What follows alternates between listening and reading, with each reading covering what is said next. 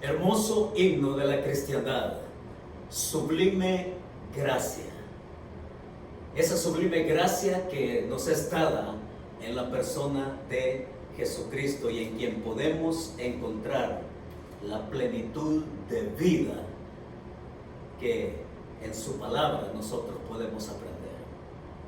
Muchas gracias. Hermoso himno, sublime gracia que nos introduce el día de hoy. Con ese himno les queremos dar la cordial bienvenida a todos los que nos sintonizan y buscar juntos en la palabra de Dios el consejo que Él tiene para nosotros el día de hoy. Así es que para recibir el mensaje queremos hacerlo como lo hacemos siempre, a través de una oración donde nos disponemos al Señor. Les invito a que me acompañen, por favor, con esta oración. Y decimos juntos: Señor, en este momento dispongo mi corazón y mi voluntad para ser oidor y cumplidor de tu palabra en obediencia. Guíame con tu Espíritu Santo para ser transformado a la imagen de tu Hijo. Que así sea. No es nada nuevo decir que vivimos en un mundo superficial y artificial en muchos sentidos. Tanto que se nos dificulta tener claro muchas veces lo que es auténtico. Por ejemplo, nos venden marcas pirateadas. Vemos decoraciones por todos lados que son imitación del original. Nos ambientan lugares para lucir que se ha viajado por el mundo. En cuanto a sabores, ya ni se diga. Nos dicen que un dulce como este es de fresa, pero todos sabemos que no es así. Este dulce tiene el color trabajado. El sabor es una mezcla de ingredientes artificiales que se asemejan al real. Y de hecho ahí dice sabores artificiales. Y aún su envoltorio puede tener la forma de una fresa y lucir como tal. Pero jamás será tan bueno como el original, lo genuino, como esta fresa que tengo aquí en mis manos, ¿no? Y que quisiera yo que ustedes la degustaran conmigo. Es como esta fresa que al probarla y al saborearla podemos quedar complacidos y con ganas de más. Así que, en nombre de ustedes, me permito probarla y saborearla.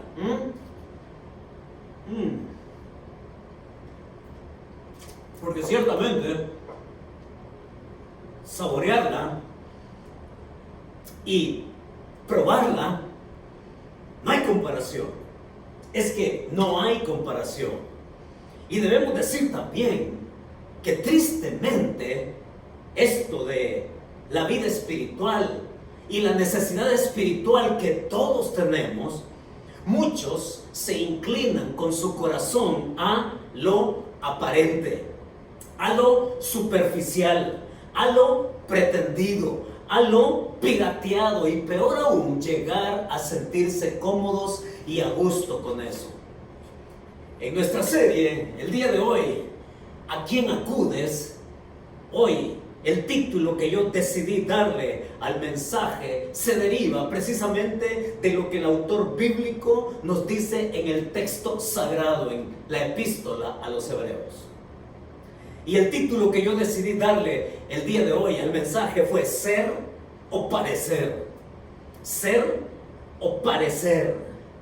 En nuestro texto, el autor se va a referir, óigalo, a los aspectos de la actividad religiosa como algo artificial.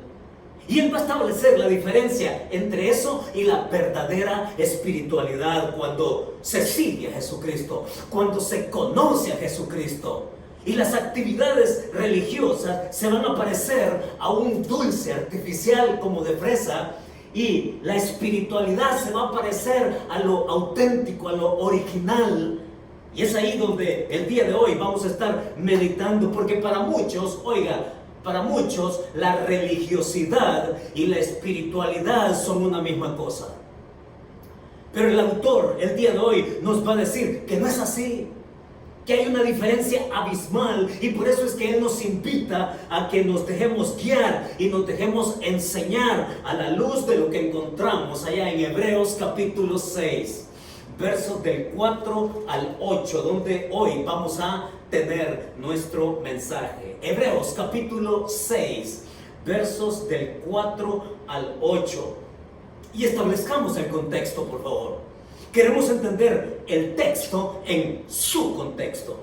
Y lo que el autor aquí está a punto de referir es acerca de ese falso punto de vista de los creyentes, aquellos que están asociados a la iglesia. El autor va a referirse a aquellos que están cercanos a la gracia y a las bendiciones de la gracia, pero no son verdaderamente salvos. Él los va a identificar. Y en los versículos del 4 al 6 encontramos esa descripción para empezar. Vaya conmigo entonces al versículo 4, a la lectura del versículo 4, 5 y 6. Y dice así. Si tiene su Biblia, por favor, disfrute la lectura desde donde usted está. Dice así: porque es imposible que los que una vez fueron iluminados y gustaron el don celestial y fueron hechos partícipes del Espíritu Santo, y asimismo gustaron de la buena palabra de Dios y los poderes del siglo venidero, y recayeron, sean otra vez renovados para arrepentimiento, crucificando de nuevo para sí mismos al Hijo de Dios y exponiéndole a vituperio. ¿Qué es lo que tenemos acá? Lo que tenemos acá, hermanos, iglesia, familia, es el primer principio que nos identifica a qué clase de personas se está refiriendo acá.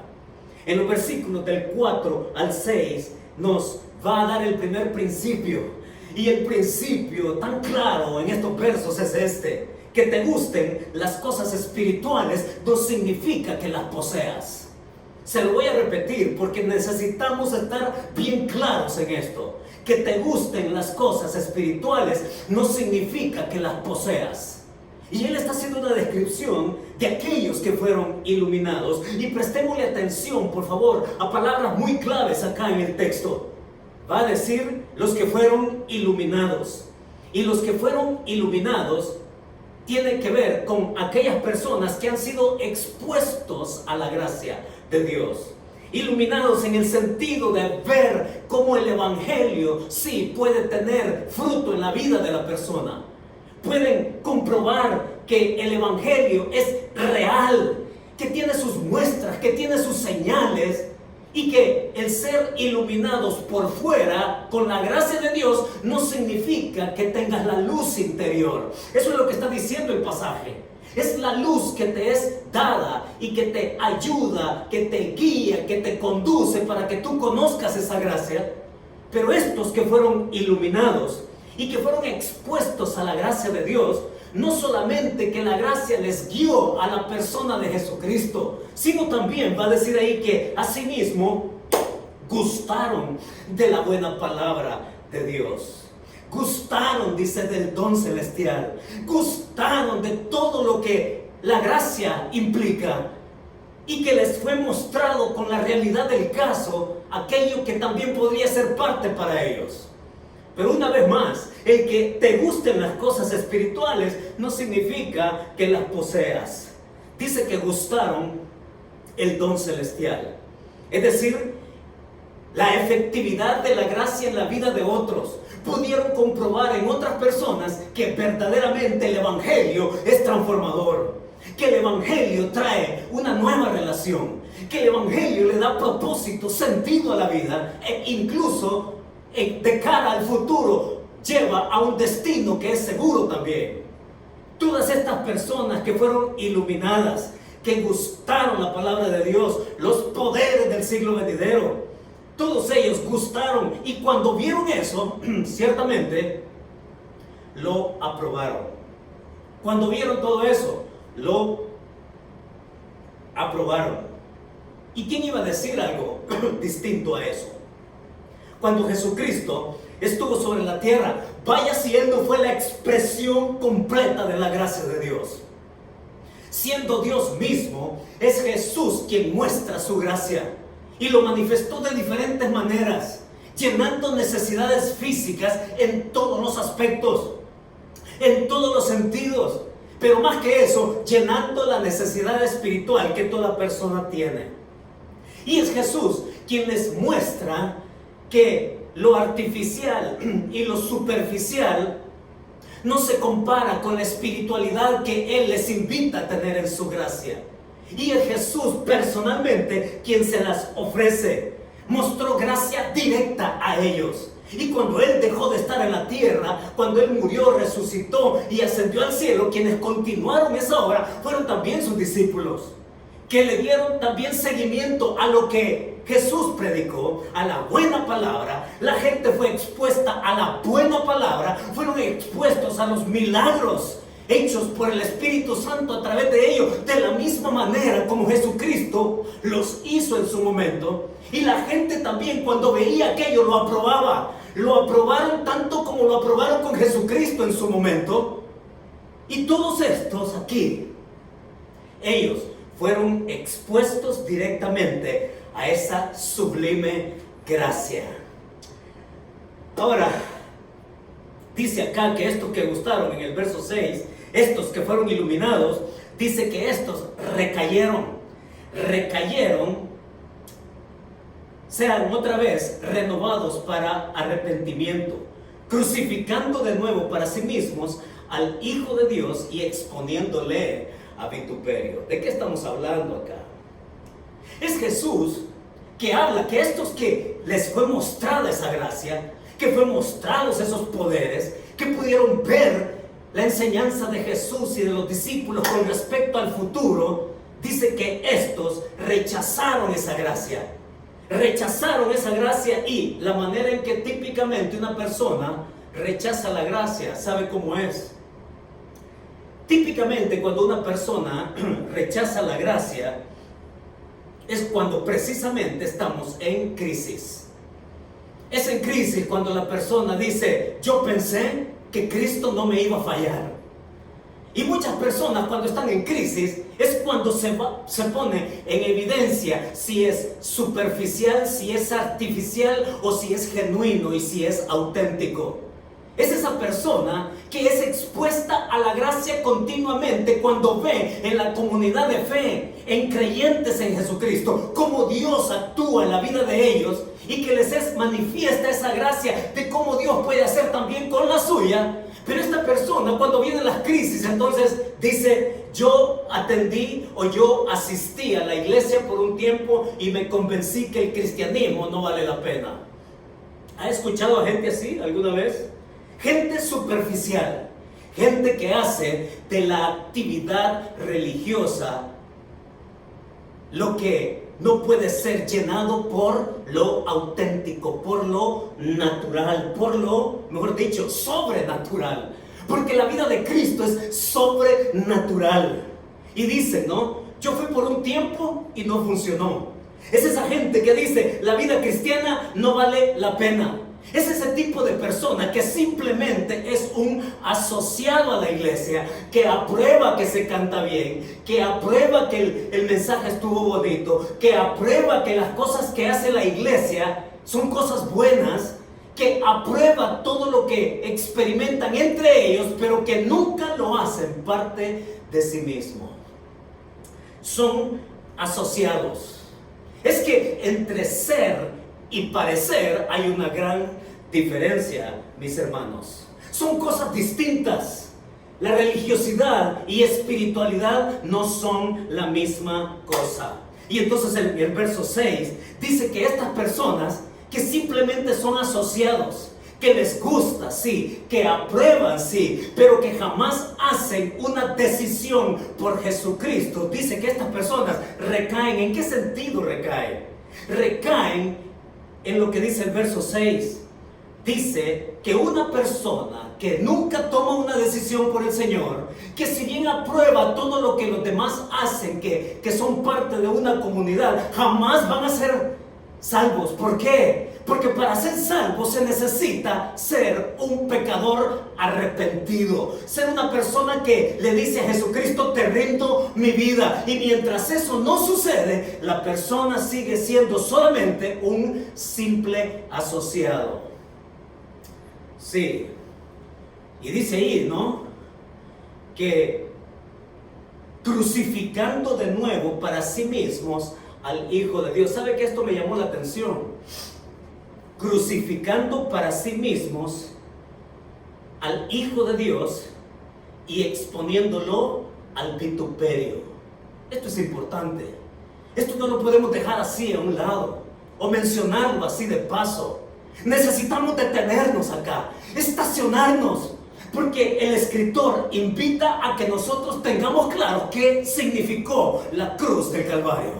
Sí, el escritor nos está diciendo qué significa para mí, Héctor Alas, la cruz del Calvario.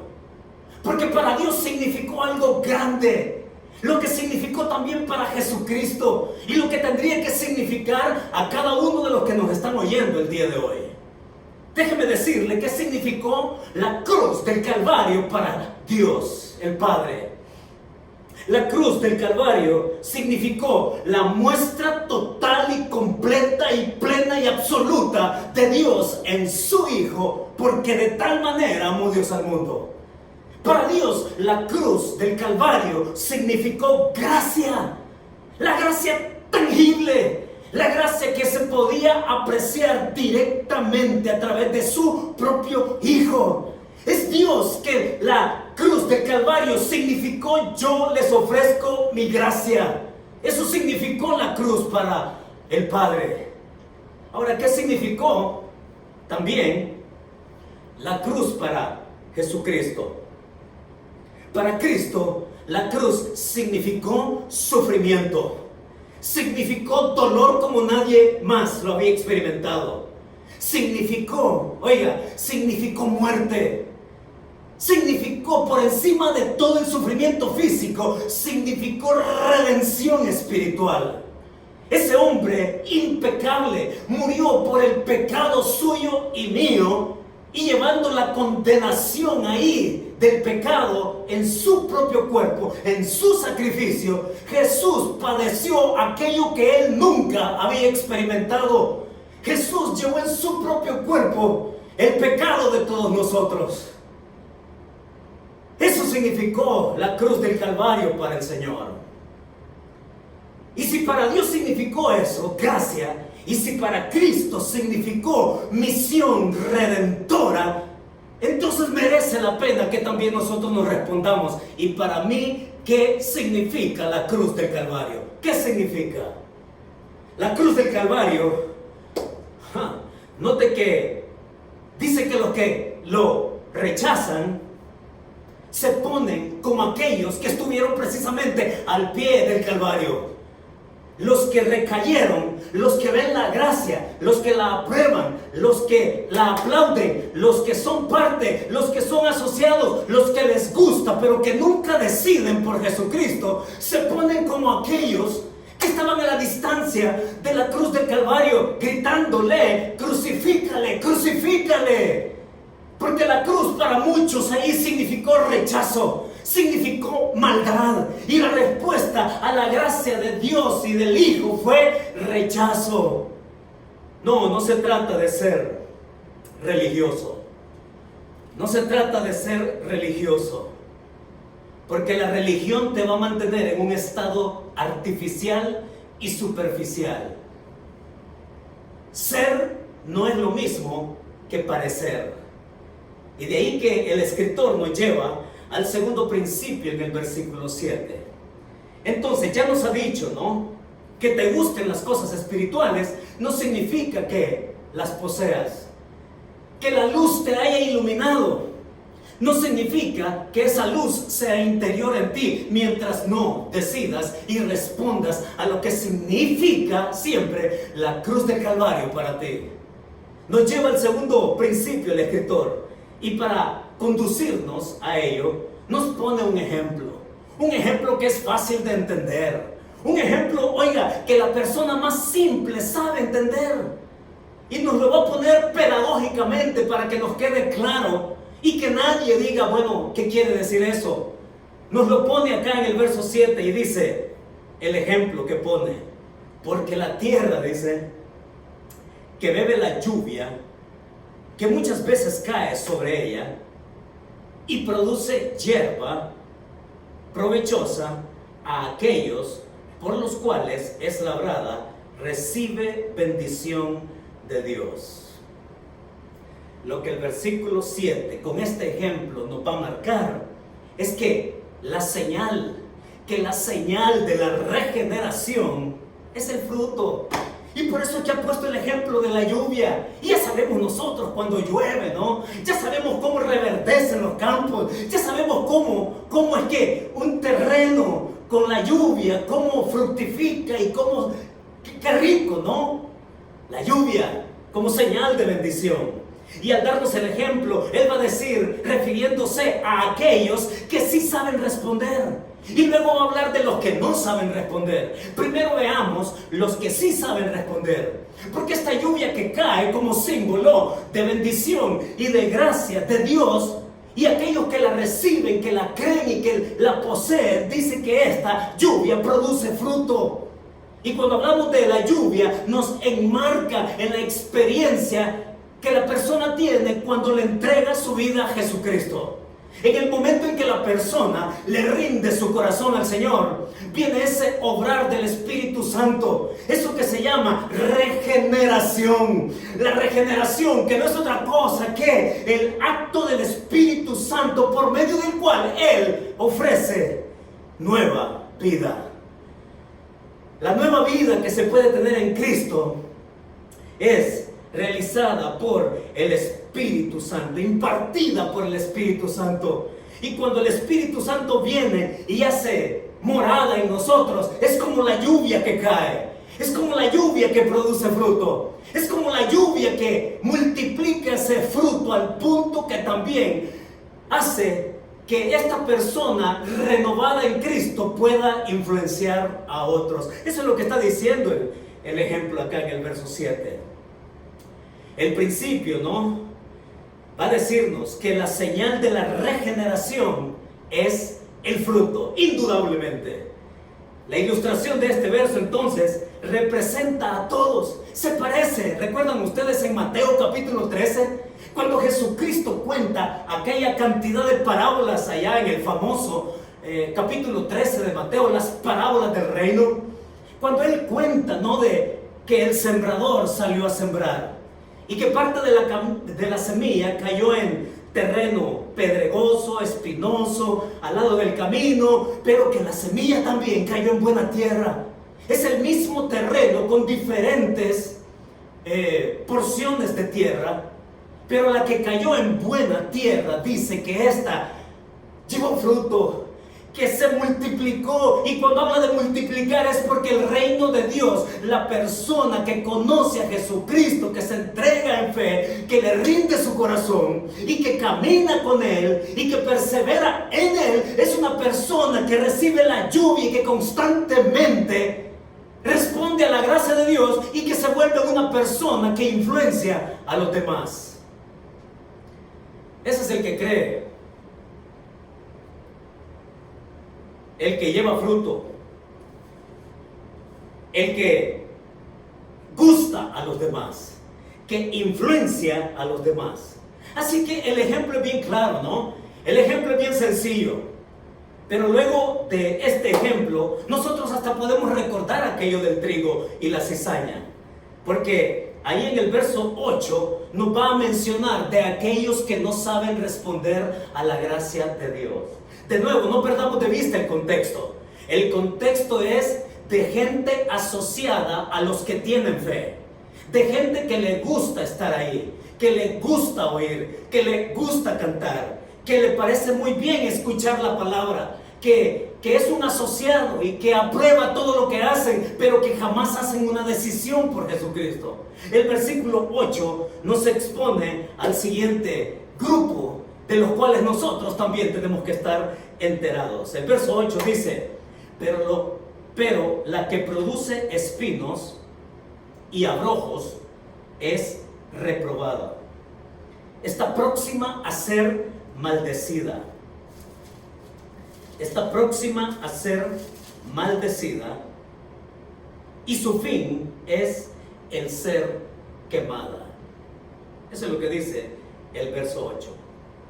Y el principio que nos deja el verso 8 es este, que solo parecerlo te expone a una pérdida irreparable.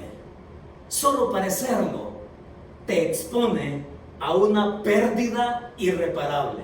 Entonces el ejemplo sigue allí en el verso 8, este de la lluvia que son bendiciones, este de la lluvia que es gracia, y vez tras vez Dios mostrando su gracia, y la gente y la persona no sabe responder a esa gracia. Y cuando no sabe responder, oiga, parecerlo no significa que tú seas salvo. El que te guste no significa que tú seas salvo. El que tú participes con otros de su experiencia tampoco te hace salvo. Es que el versículo 8 nos pone en la terrible realidad espiritual a que se expone una persona que rechaza la gracia de Dios. Y el principio es ese, que solo parecerlo te expone a una pérdida irreparable. Y dice ahí, ¿no?, que en vez de producir fruto, en vez de producir vida, en vez de influenciar, en vez de responder a la gracia de Dios en su Hijo Jesucristo por fe, rindiéndole el corazón, dice que en vez de fruto lo que da son cardos, son espinos, abrojos. Y ya de por sí debería de darnos una imagen muy fuerte, ¿no?, de lo que podría significar. Y está explicado en el verso 8. Está próxima, dice, a ser maldecida y su fin es el ser quemado. ¿A qué se refiere acá? Se refiere a estar condenado, no hay otra manera de decirlo. Y cuando pensamos en estar maldecido y que su fin es ser quemada, nos recuerda lo que el Señor también contó allá en Mateo capítulo 13, el trigo y la cizaña, otra de las parábolas del reino, el trigo y la cizaña. Muchos ya conocemos ese pasaje. Y ese pasaje puntualiza de que aquellos obreros, ¿no?, sembraron la buena semilla y que con el tiempo surgió. Y ahí de pronto aparece también la cizaña. Y cuando estos hombres van donde el amo y le dicen, oye, ¿qué no sembraste buena semilla? Es que también ha surgido la cizaña. ¿Quieres que vayamos y la arranquemos? Y el Señor dice, no, déjenla que crezcan juntas. Porque lo que va a hacer la diferencia entre uno y el otro es que si bien la cizaña puede ser muy parecida al trigo, lo que la diferencia una de la otra es el llevar fruto. Por eso es que él le dice, no, déjenla que crezca. Porque si la arrancan, entonces ustedes también pueden arrancar el trigo. Déjenla que crezca, porque cuando sea la cosecha, entonces va a ser arrancada, el trigo va a ser tomada y la cizaña va a ser lanzada para ser quemada. No puede ser más elocuente el escritor para establecernos esa diferencia entre religiosidad y espiritualidad. No te confundas, porque Si bien vivimos en un mundo artificial que te invita a mantenerte así, es Dios el que te ofrece su gracia en Jesucristo, como lo ha sido siempre, la sublime gracia del Señor dispuesta para ti, para que tú sepas responder, para que tú te pongas frente a la cruz del Calvario y para que tú no estés a la distancia rechazándolo, teniendo una actitud beligerante contra ese ofrecimiento que Dios te hace, y que tú puedas decirle sí, y que entonces puedas venir a ser una persona regenerada en el Señor, que pueda recibir la nueva vida que solo el Espíritu Santo puede infundir, y que entonces sí tú puedas tener la experiencia real de ser un hijo de Dios. Así es, la espiritualidad no son actividades religiosas. La espiritualidad es una relación con Jesucristo, que a partir de ser pecadores y de confesar nuestro pecado y decir que necesitamos un Salvador, a partir de ahí comienza la experiencia de ser una nueva criatura. No, la actividad religiosa no te sirve. La actividad religiosa, dice el verso 6, no te salva. Lo mecánico no va a ser suficiente para que tú te justifiques delante de Dios. Ojo, porque esto se parece mucho también, ¿no es cierto? Y estoy seguro que usted va a estar de acuerdo conmigo. Porque esto se parece mucho a lo que es el pecado imperdonable que habla la Biblia. Usted ha leído en más de alguna ocasión del pecado imperdonable al cual Jesús se refirió allá en Mateo capítulo 12. Ese pecado imperdonable, y aplica justamente hoy que estamos hablando de este asunto. Porque otra vez, mis hermanos y amigos, la religiosidad es muy distinta a la espiritualidad. Y es el Señor allá en Mateo capítulo 12 donde leemos que se habla del pecado imperdonable. Y para hacerle el resumen corto, déjeme decirle en qué consiste el pecado imperdonable. Allá en el pasaje se nos cuenta que un endemoniado le fue traído al Señor. Y un endemoniado cuyas características tenían que ver con ceguera y con mudez. No podía ver y no podía hablar. Y se lo traen al Señor. Y el Señor ahí, de pronto, conociéndolos a ellos, dice, ellos dijeron de él, los fariseos y todo lo que lo acompañaron, los respaldaron diciéndole que Jesús hacía sus milagros por el poder de Belcebú, por el poder del maligno.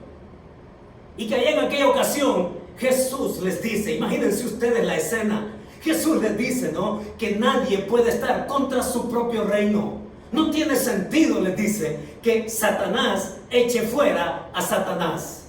No, es Jesús quien se pone como la evidencia de gracia física frente a ellos. Y es Jesús, les dice, por cuanto yo hago mis milagros por el poder del Espíritu Santo, dice, todo pecado puede ser perdonado. Pero la blasfemia contra el Espíritu Santo, esa no va a ser perdonada, dijo el Señor. Qué interesante, ¿no? Porque Jesucristo, oigan, Jesucristo es la manifestación física, completa y plena de la gracia del Padre. Y es Él el que le demostró que su poder sobrenatural puede hacer milagros y puede transformar la vida de la persona. Y lo interesante del pasaje en Mateo capítulo 12 es que allí Él habla del precursor suyo, del que le va a continuar, del que va a seguir con la obra de gracia que Él físicamente hizo. Y vaya si no se necesita de fe, ¿no? Porque ellos rechazaron la manifestación de gracia de Cristo, estando Él físicamente presente. Y luego Él habla del Espíritu Santo que va a continuar después de que Él ya no esté, pero no de manera física. Es que se necesita necesita fe para decir que el Espíritu Santo puede llevarnos y mostrarnos la gracia de Jesús para que podamos tener la nueva vida que Él ofrece. Es el Espíritu Santo, por eso es que es Él el que nos convence de pecado, de justicia y de juicio. No podemos nosotros entonces tener una respuesta con la cual podamos quedar completamente satisfechos, porque la vida religiosa no salva a nadie. Necesitamos de la gracia del Espíritu Santo, creer en Él para que Él cambie nuestra vida. Es así como lo pone el Señor. Es Jesús físicamente presente y obra gracia. Y Él habla del Espíritu Santo que puede continuar la obra de gracia transformadora, impartiendo nueva vida. Y entonces aquí venimos a las diferencias otra vez. Miren, mucha gente confunde los buenos deseos, los confunde con oración. Mucha gente confunde el éxito con logro espiritual. Mucha gente confunde una calcomanía en el bumper de un carro con evangelismo. Mucha gente confunde lo que es la música bonita con el corazón de un adorador. Mucha gente confunde las historias bonitas, ¿no?, que muchos cuentan por ahí, que son otro tipo de mensaje, y lo confunden con la predicación de la palabra acrisolada. Así es el mundo artificial en el que vivimos, y que invita a mantenerte en una vida superficial y artificial también. Pero déjame decirte que no va a ser la actividad religiosa la que te salva. Lo que te va a salvar siempre va a ser lo que Jesucristo te ofrece, lo que el Padre nos dio en la cruz del Calvario. Y la única respuesta es una de dos: o lo rechazo o lo recibo. No hay términos medios. No hay términos medios. Eso es lo que nos da el pasaje. Que te gusten las cosas espirituales no significa que las poseas. No. Que el fruto de la regeneración y de la verdadera espiritualidad, la señal de la regeneración, es el fruto. Y solo se puede tener fruto y una vida transformada cuando tenemos a Jesucristo como nuestro Salvador y nuestro Señor. Pero cuando te conformas solamente a la religiosidad artificial, superficial, te expones a una pérdida irreparable. Se llama condenación. Y vamos a llegar a una verdad entonces. Vamos a llegar a una verdad el día de hoy. Pero antes que lleguemos a esa conclusión, déjame ilustrártelo con una historia que leí ahí en el periódico.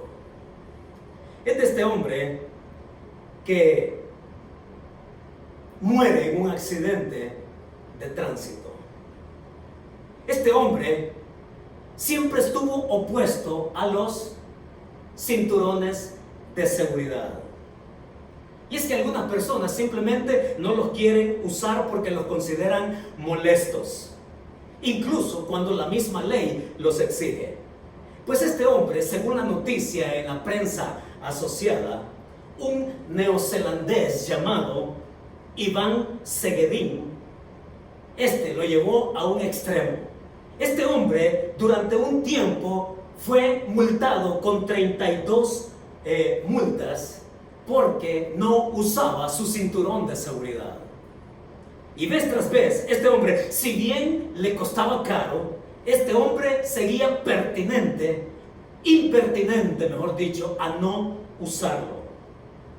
Finalmente, este hombre, en lugar de obedecer la ley, usó de la trampa. Decidió confiar en el engaño. Así que él mismo se hizo su propio cinturón de seguridad. Y que él lo iba a colocar cuando conducía, a colocárselo aquí en el hombro, que simulara el cinturón verdadero de seguridad. Y por algún tiempo su truco sí le funcionó, hasta cuando sucedió lo que nos puede pasar a todos. Un terrible accidente de tráfico, donde él chocó frontalmente contra otro vehículo, y fue tal el impacto que este hombre salió volando de su asiento, rompiendo el parabrisas y muriendo en el acto. De nada sirvió que llegaran los paramédicos, y cuando el forense estaba ahí reconociendo el cadáver, él hizo su reporte, y en su reporte este hombre dice: aunque su coche estaba equipado con cinturones de seguridad, este hombre tenía un cinturón adicional falso, que era simplemente una correa que él se ponía en el hombro y que simulaba un cinturón de seguridad real. Ese fue todo el reporte que este hombre puso en su papel. Pero hay algo que queda bien claro, mis amigos y hermanos. Lo que queda bien claro es que cuando lo genuino, como hablábamos al principio, cuando lo genuino se prueba, lo falso también va a fallar. Y eres tú quien tiene la única decisión hoy por hoy para la eternidad. Y la verdad que nos ofrece entonces el pasaje de Hebreos capítulo 6, 4 al 8 es este: quedas convicto a la condenación si no respondes a la gracia de Dios en fe. Quedas convicto a la condenación si no respondes a la gracia de Dios en fe. De nada te sirve ser religioso. De nada te sirve aprobar todo lo bueno que hace cualquier persona espiritual en una comunidad de fe. De nada te sirve el que tú apruebes las cosas buenas que se hacen en una congregación. De nada te sirve que tú participes con ellos si tú no tomas una decisión por Jesucristo, respondiendo a la gracia que Él te ofrece. Si no respondes, entonces quedas convicto a la condenación al no responder a la gracia de Dios en fe. Y quiero invitarte a algo. Déjame atreverme a algo. Si tú quieres conversar más personalmente de esto, contáctame. Y aquí estás viendo mi dirección electrónica. Te invito a que me escribas. Te invito a que me contactes. Y te invito a que sigamos platicando de esto. Y que tú puedas recibir la luz exterior que te guía a la gracia, para que esa luz interior la poseas. Yo soy la luz del mundo, dijo Jesucristo, y Él quiere vivir en ti. Aquí tienes mi dirección electrónica.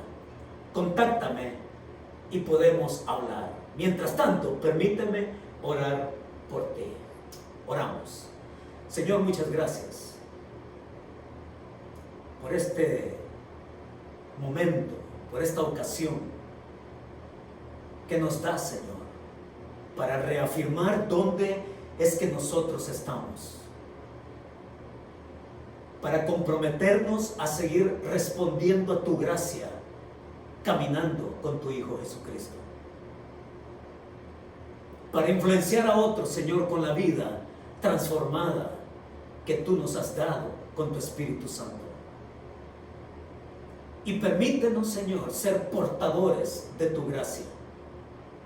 Pero oro por aquellos que en este momento nos sintonizan y que allá en el fondo son conscientes que son asociados nada más, que son participantes, que gustan de las cosas espirituales, pero que jamás han hecho una decisión por tu Hijo Jesucristo.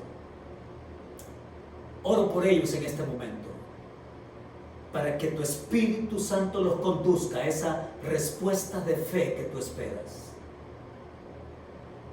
Y si nunca has hecho una decisión por el Señor, yo te invito a que hagas esta oración conmigo y que le digas así: Señor Jesucristo, gracias por tu amor en la cruz del Calvario. Gracias porque entiendo que te necesito. Gracias porque reconozco que soy pecador, que necesito el perdón de mis pecados. Gracias por mostrarme tu deseo y tu propósito de salvarme. Y respondo a ese sacrificio en fe el día de hoy. Me entrego a ti, Señor. Te doy mi corazón para que tú me hagas la persona que tú quieres que yo sea. Señor, ya no quiero vivir más en religiosidad.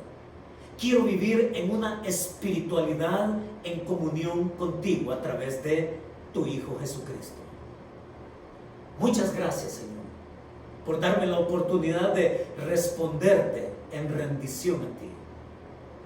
Así lo hago y así lo pido en el nombre de tu Hijo Jesucristo. Amén. Amén. Que Dios nos bendiga.